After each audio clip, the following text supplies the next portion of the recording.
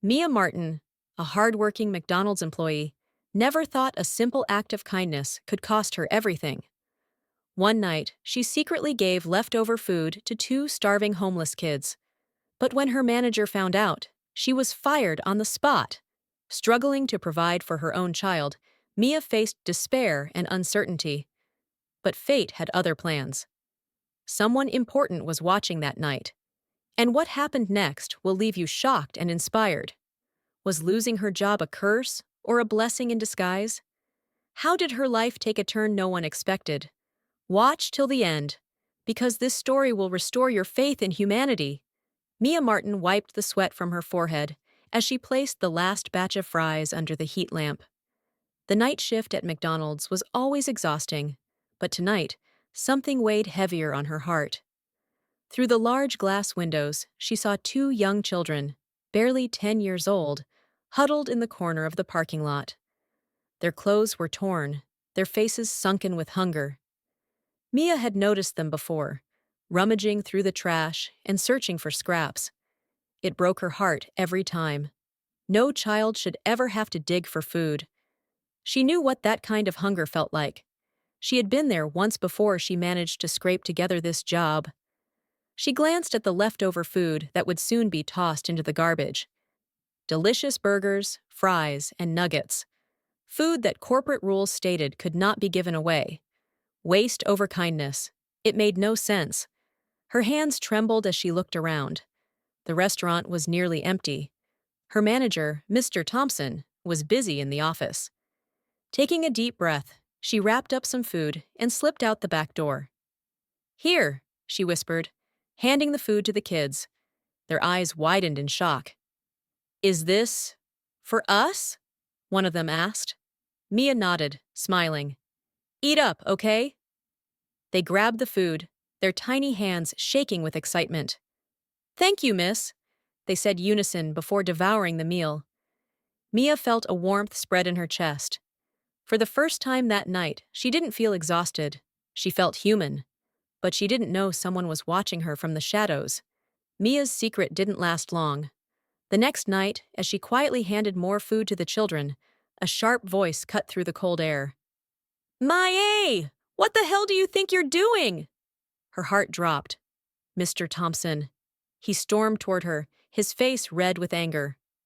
"Are you stealing from the company?" he barked. "It's just leftovers," Mia pleaded. "They were going in the trash anyway. These kids—" "I don't care about the kids," Thompson snapped. "This is theft. You're fired." Mia's world shattered. She had no savings and no backup plan. How would she take care of her daughter now? Tears welled in her eyes as she grabbed her things and walked out into the night. She didn't notice the mysterious man in the parked car, watching her every move. Mia sat on the curb outside the McDonald's, staring at the pavement as tears silently streamed down her face. How had everything fallen apart so quickly? She had only been trying to help. Was kindness a crime? Her mind raced. She had no savings and no backup plan. Her 5-year-old daughter, Lily, was waiting for her at home, expecting her mother to bring back dinner. But now, she didn't even have enough money to pay next month's rent. She felt a presence nearby. Looking up, she saw a tall, well-dressed man standing a few feet away. He was in his late 40s, wearing a dark navy suit, and had an air of authority. His piercing blue eyes studied her with curiosity. "Miss Martin?" His voice was deep and calm. Mia's brows furrowed. "Do I know you?" He smiled slightly. "No, but I know you." Mia's stomach twisted. Had Mr. Thompson called the police on her? Was this man a lawyer? Was she about to get arrested? "I saw what you did," the man continued, "feeding those children, even when you knew the risk." Mia's heart pounded. Was he here to judge her? To scold her? She sighed. "Look, I know I broke company rules, but—" The man lifted his hand, cutting her off. "I'm not here to lecture you." He took a step closer. "I'm here to offer you an opportunity." Mia blinked, confused. "What?" The man reached into his pocket and handed her a business card. The name on it made Mia's jaw drop. Jonathan Reynolds. She had heard of him before. A billionaire philanthropist. He owned multiple charities, focused on helping underprivileged families and feeding homeless children. I need people like you in my foundation, Jonathan said. People who care.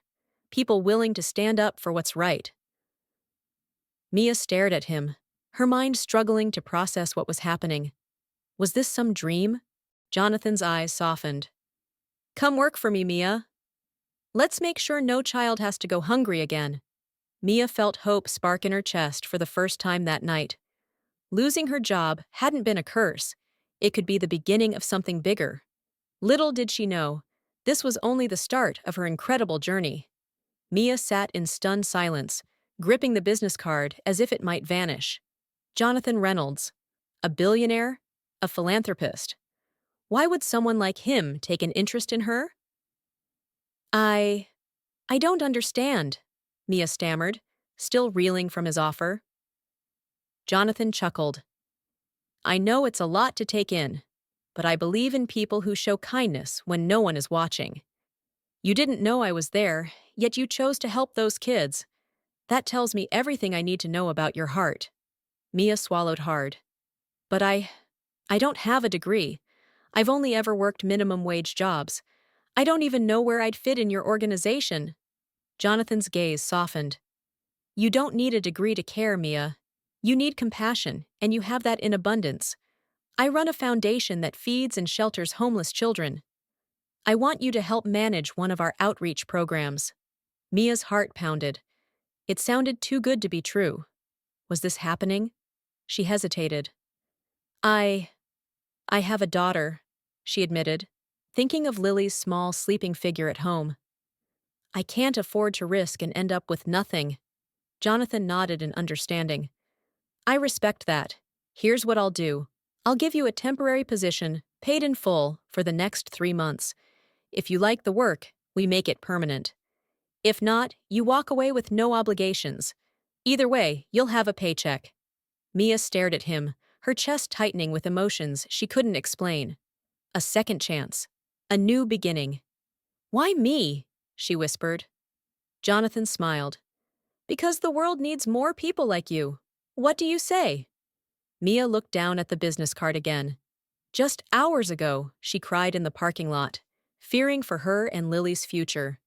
Now she was being offered an opportunity she never could have imagined. Taking a deep breath, she met Jonathan's gaze and nodded. Yes, I'll do it. Jonathan extended his hand. Welcome aboard, Mia. As their hands met, Mia felt hope bloom inside her for the first time in years. She didn't know that this job would change her life forever. Mia stood outside the grand glass doors of the Reynolds Foundation, her hands trembling as she clutched her purse. Just a few days ago, she had been flipping burgers and praying to make ends meet. Now she was about to step into a world she never imagined for herself. She took a deep breath and walked in. The lobby was sleek, modern, and bustling with energy. People in business attire moved quickly, carrying files and discussing plans. A friendly woman at the front desk looked up and smiled. You must be Mia Martin. Welcome to the team. Mia nodded nervously. Yes. I'm here to meet Mr. Reynolds. The receptionist made a call, and Jonathan Reynolds appeared within minutes. He was still dressed sharply in his navy suit, but his expression was warmer today. Mia, I'm glad you came. I almost didn't, Mia admitted, with a nervous chuckle. I still don't know if I belong here. Jonathan laughed. You'll do just fine. Come on, let me introduce you to your new world.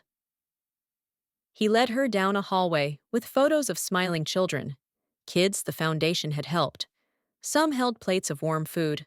Others were in classrooms, their eyes filled with hope. Mia's chest tightened. She had never realized how many children needed help. Jonathan stopped in front of a glass-walled room where workers were busy at their desks. This is the outreach team. They coordinate food drives, shelter placements, and medical assistance for homeless families. And this, he gestured toward an empty desk, is yours. Mia blinked. Mine? Jonathan nodded. You'll be helping to organize food distribution across the city. You'll also work directly with shelters to ensure no child goes hungry. Mia swallowed the lump in her throat. This was real. This was happening. Sitting at her new desk, Lisa leaned over and smiled.